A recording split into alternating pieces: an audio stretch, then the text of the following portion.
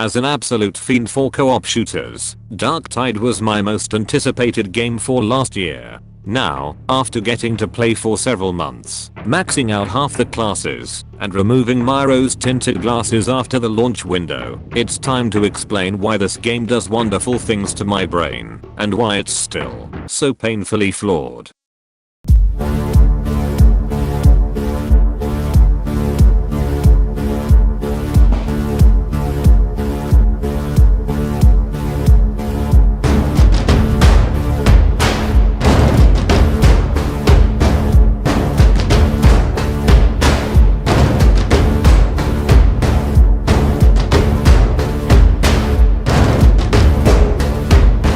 Darktide is a 4-player co-op shooter set in the 40k universe, which depending on who you are, will either mean something, or it won't. The 40k universe was initially based off the miniature tabletop game, created in the late 80s, but has since expanded into books, video games, and various joyful rants by Henry Cavill. The franchise has stretched over hundreds of books, produces around 3 video games a minute, and covers the history of a timeline stretching tens of thousands of years. The good news is that for a person like myself, who knew absolutely nothing about the universe, the game is still completely playable, and the 40k backdrop just acts as a deep well of lore, should the player wish to dive into it more deeply. The world of Warhammer 40k is set in the far-off future, in a brutal dystopia, where man is long past its golden age, and war against other alien races is constant and ever-present. Humanity has become zealous and xenophobic beyond compare, worshipping the half-rotting corpse of the Emperor of Mankind,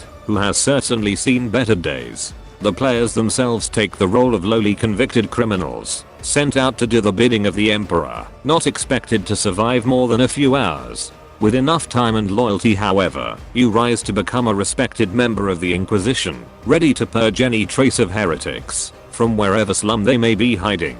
The 40k setting features the brutal Imperial Gothic architecture in every mission, ranging from the dingy sewers of the lower levels to the sprawling cathedrals which seem to go on without end.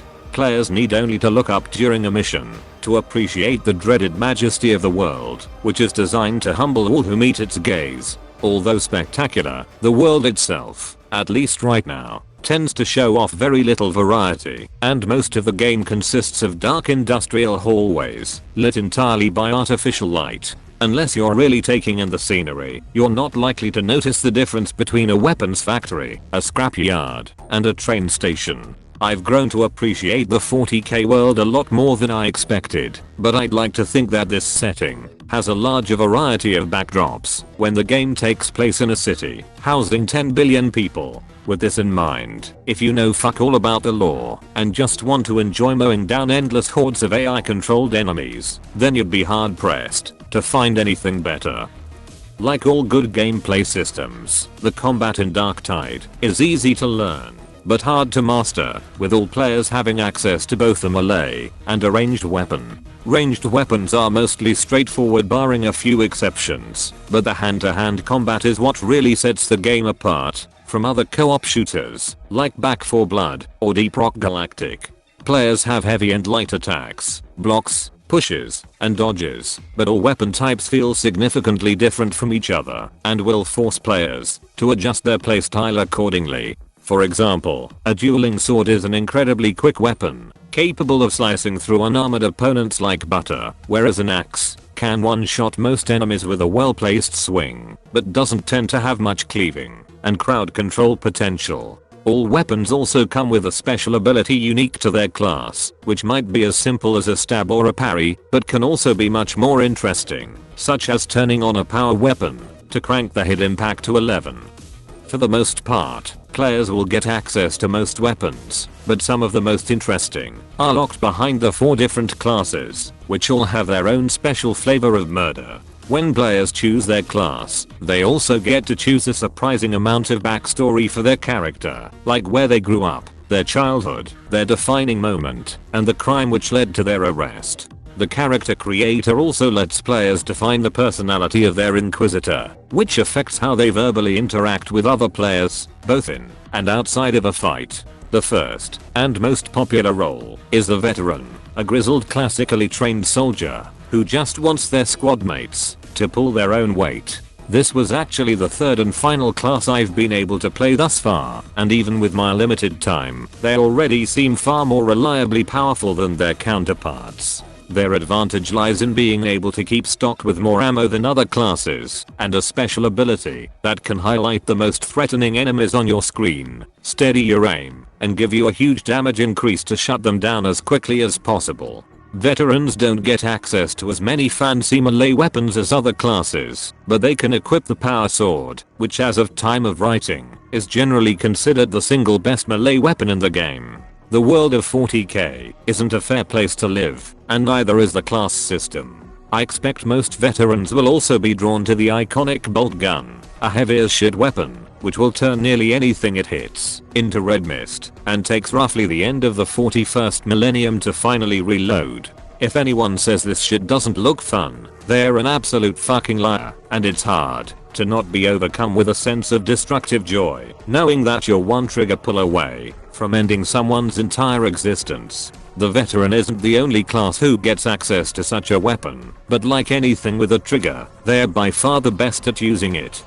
Next we move on to the Psyker, the archetypal mage of the group, and my personal main. Much like the veteran, they can use around 90% of the regular weapons offered to the other classes, but their main draw is having access to staffs, which have drastically different attacks, depending on their type. There's one type which is basically a flamethrower, and lets you absolutely clear hordes like a hot knife through butter, but it tends to struggle with enemies outside of your admittedly short range. Then there's another, which turns you into Emperor Palpatine, chaining low damage lightning to enemies across the screen, and stun locking them indefinitely, for your team to take down. Then there's the Void Staff, which lets you throw a ball of tangible death at enemies, which will endlessly cleave through a horde, until it hits something tanky enough to slow it down. All other classes are equipped with different types of grenades, but Psykers forgo this equipment for the ability to brain burst targets, allowing them to essentially explode a target's head from the inside. This will absolutely chunk high health enemies on the harder difficulties, while one-shotting them on easier missions, which is partly why, at least at the moment, the general consensus is that Psyker is the weakest class. Another epic function of the Psyker is that if they use their warp abilities too frequently, their bodies can become overwhelmed by their own power, causing them to literally explode, forcing your team to come to your rescue. I personally absolutely fucking love the Psyker, but they tend to get overwhelmed without the support of their team, and at least right now, their fundamental mechanics can often seem undertuned. The second class I tried, and subsequently maxed out, was the Zealot, a melee-focused class, who gains bonuses from staying in the thick of a horde. These guys get access to some of the coolest melee weapons in the game, perhaps most notably the Thunder Hammer, which can be charged up to deal absolute absurd levels of damage on boss targets. Changing to the Zealot from a Psyker was honestly a crazy experience, as you tend to survive much easier when getting swarmed. And I even noticed that I would be way more focused on the fundamentals of the combat system, like dodging and crowd control. How health works in Darktide is that everyone has a regular health bar that can be regenerated using intermittent health stations, but players also have an overshield called Toughness, which regenerates after not taking damage. Part of the reason high-level Zealot builds can become nearly impossible to kill is because melee kills actually restore a portion of this toughness anyway, so when they are always in the middle of a fight, they tend to have an uncanny ability to just roll with the punches. Endgame bleed builds especially can make Zealots have effectively 20 times their usual level of toughness, and when you combine this with their special ability to simply not die when hit with fatal damage, good Zealot players never seem to go down. The last, and by far the least common class choice, are the Ogrins, extremely large abhuman mutants, who have a notoriously limited intellectual capacity. Admittedly, I'm still yet to play an Ogrin for myself. However, I played with a friend who grinded to max level, and he tended to make harder fights much easier to scrape through. Looking at the Darktide community, there's sometimes a friendly rivalry between classes, but Ogrin players seem to be immune from this kind of banter. People just like Ogrins on their team, whether that be for their insane crowd control potential, or the silly way they slide around. bonus points if they commit to the bit. Boy, the commute, hey lads. It's me, a real Yes. human guy. Yes, the traffic was terrible today. Yes, the traffic, yes. Now let's all talk about Sandra's tight buttocks. Yes, very Yes. slappable. Yes. Businessmen, as we all are here, clearly. Yes. So I see you've put your mace to work. It's my presentation stick. Look, I'll turn it on. There we go. Oh, it's turning me on just like Susan just Yeah, talking around. I don't feel qualified enough to expand upon the Ogrin's playstyle in any meaningful way, but it's safe to say that they are an entirely unique class for those who are predisposed to playing large and muscle-bound characters. Ogrins don't share any equipment from the other classes whatsoever. They are literally built different. At the end of the day, however, it doesn't matter what you decide to play, because unlike the game's predecessor, Vermintide 2, all 4 players can pick the same class, often with hilarious results. In general, Darktide is a pretty clear-cut improvement over Vermintide in terms of strict gameplay, or more broadly, when you're actually playing the game. The world itself perfectly encapsulates a grimy industrial gothic dystopia. The enemies react to every bit of damage so vividly, and the mechanics of combat simply feel so much tighter than its predecessor. There are a handful of games that just drip with a perfect atmosphere, and without even trying. Darktides will change depending on your current situation. Each class has something called a coherency bonus, which grants special perks to all teammates in close proximity. On top of this, toughness doesn't passively regenerate unless you're close to an ally, and the developers actually designed the game in such a way where players split from the group will be targeted more by the in-game enemies. On one of my first missions, I actually became separated from my group, and all of a sudden, I went from a Doom guy level badass, cleaving through waves of enemies, to feeling like I was genuinely struggling for my own survival. There were no teammates to cover my back, no health stations to heal my wounds, and not even the slapping soundtrack of Jesper Kid was there to cheer me on. It was just myself, my pistol, and my skittish survival instincts.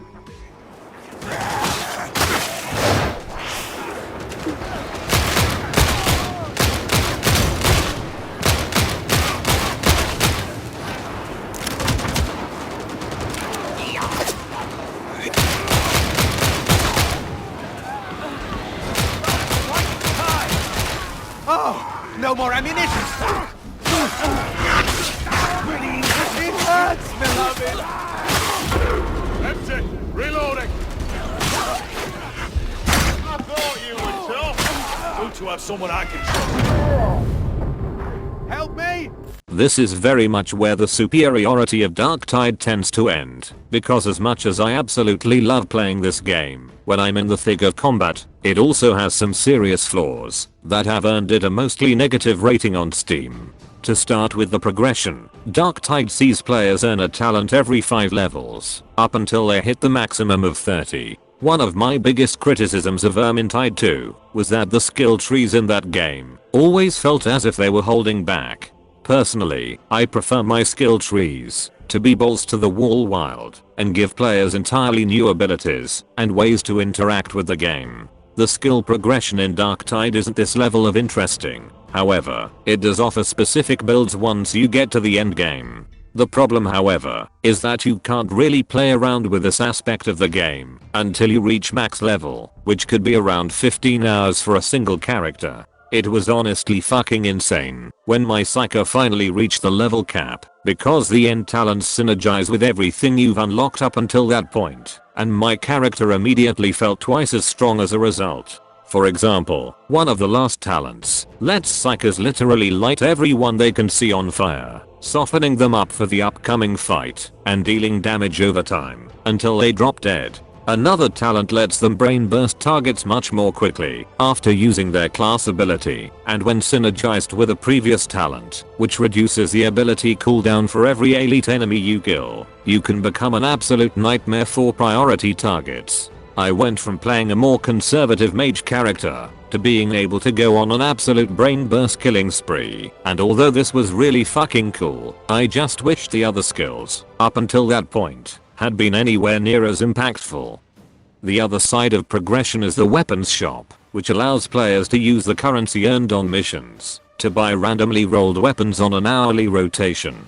These weapons tend to vary a lot in terms of power, but they'll generally stay around your own level, meaning you're encouraged to trade up at a frequent pace. Perhaps more than anything else in the game, this system annoyed me the most, because the endgame of this loot system is downright awful. After maxing a character, the entire loot system devolves into an RNG fest, which involves refreshing the shop every hour to score a specific piece of equipment with specific blessings and stats. Unlike Vermintide 2, where you could just build a weapon from scratch and just keep investing resources until you've made your dream weapon with your desired perk rolls, Darktide has relegated this to entirely RNG. This is because the crafting system is currently unfinished, meaning you can either wait until they finish the system or refresh the store every hour and hope to get lucky. It's gotten to such a ridiculous point that players have made a fucking browser extension to monitor the shop without logging into the game, and I had to refresh this page 5 times a day for 2 whole weeks before I eventually got a specific drop I wanted for my zealot build.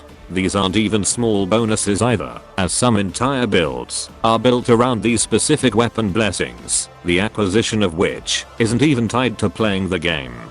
The cosmetic progression is also fucking shameful, as they're either tied to class progression or something called penances, which are like class specific challenges. Some of these are the kind of thing that most players will get on accident after a few hours in game, but others range from borderline impossible without a fully maxed out team to straight up throwing a mission. Psycho, for example, has a penance where they need to self-destruct and kill 3 high-tier enemies, which is especially stupid when good players will never bring themselves to a point of self-destruction anyway. They also have another where they have to deal 90% of the damage to a boss enemy with only their brain burst on at least the second highest difficulty. For context, me and my team of 3 other friends only ever beat this difficulty a single time, and with incredibly tight teamwork, although granted, only one of us was at max level during these attempts. There's also another challenge for the veteran, which requires them to finish a mission with 0 ammo in their weapon, while also having 100% accuracy, or another, which requires them to complete an entire mission without taking a single point of melee damage. On the average mission, you literally kill over 1,000 enemies who mostly deal melee damage, and when they are known to flank the player constantly, this challenge is downright insane. What makes these challenges worse is throughout this entire process, the in-game cosmetic shop is ever present and centralized, taunting you to lay down your credit card with every trip to the gun store. In fact, the only time you're even in third person is when you're between missions in the hub world, where your lack of drip is highlighted for all to see. This isn't to say that the cosmetics are even that expensive, as decking out a single character is only around $10, and when I got this game for free on the Game Pass anyway, I'm not exactly opposed to throwing down a few bucks if I've already played 50 to 100 hours. The problem is that this is still a full-priced game, and the free cosmetics are both objectively less interesting and straight up miserable to earn, which tends to put me in a bad mood for spending money. I've spent around $50 fucking on Deep Rock Galactic cosmetics, not because I thought they were better than the ones I could earn for free, but because I never felt pressured to spend money anyway. If Darktide had a larger range of free cosmetics that weren't tied to masochistic challenges, I probably would have committed to a few cool outfits, but right now, for a full-priced game, it just feels unfinished at best and disappointing at worst. Perhaps this would also feel better if the game was actually finished. In Vermintide 2, each character also came with 3 different subclasses at launch, which all had entirely different skill trees, passives, and class abilities, and they really let players modify their playstyle to a much finer degree. Darktide, on the other hand, has 1 subclass for each character, and 1 less class overall, which lends itself more to the sentiment that this full release game still isn't close to being finished. You may have also noticed that I've barely talked about the story, and that's because there fucking isn't one. Players are given maybe 5 total minutes of cutscenes, spread out every few levels, and they all play out exactly the same.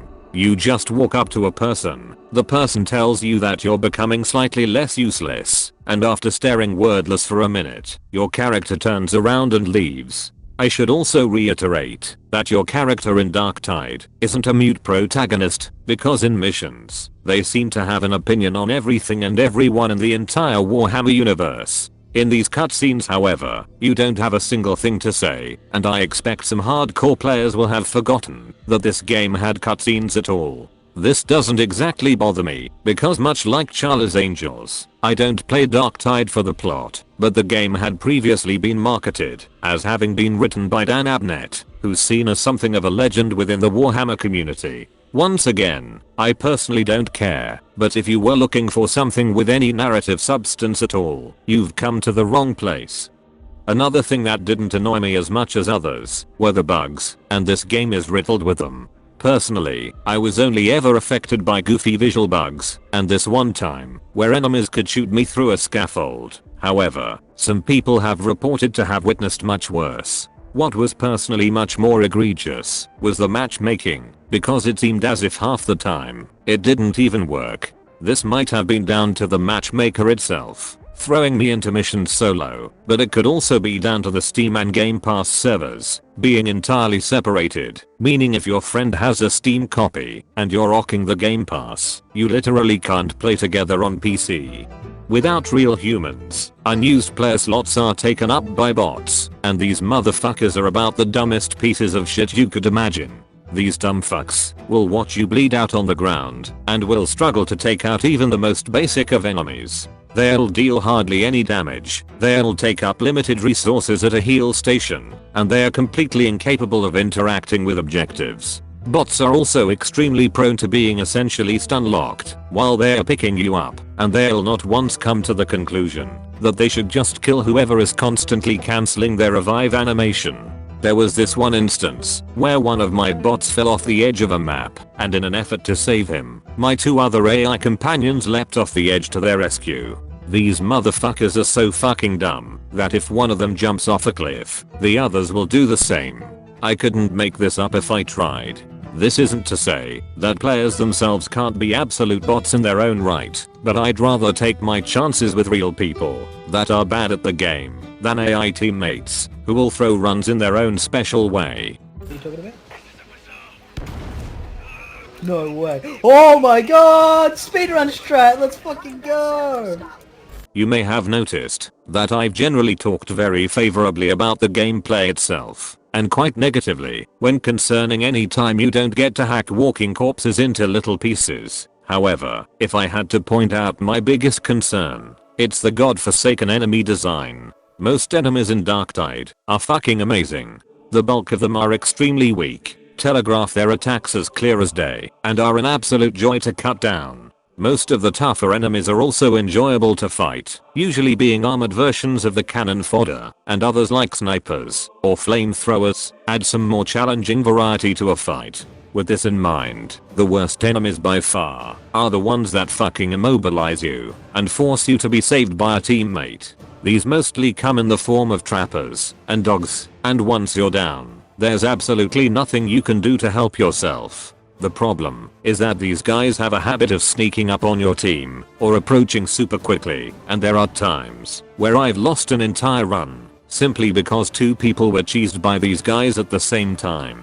At select parts of each level, there are also points of no return, and on one mission, I was trapped just before such a point, meaning my teammates couldn't save me, and they had to helplessly wait for several minutes as I slowly bled to death. As you might imagine, this also becomes 10 times worse when you have bots on your team, as these motherfuckers will often ignore you entirely, and unlike a team of players who can revive you later in the level, playing solo is an instant game over if they can't get to you in time. On one occasion, I was pinned under yet another godforsaken dog, and instead of a bot coming to my rescue, I was bailed out by a different enemy who can also grab and immobilize you. The two worst parts of this game literally work together to satirize themselves, and I don't think any combination of words in the English language could quite better articulate the biggest problem with Darktide's gameplay. I have no fucking idea why they wouldn't at least add a quick time event for getting yourself free of this shit, but it's currently my #1 request for this game.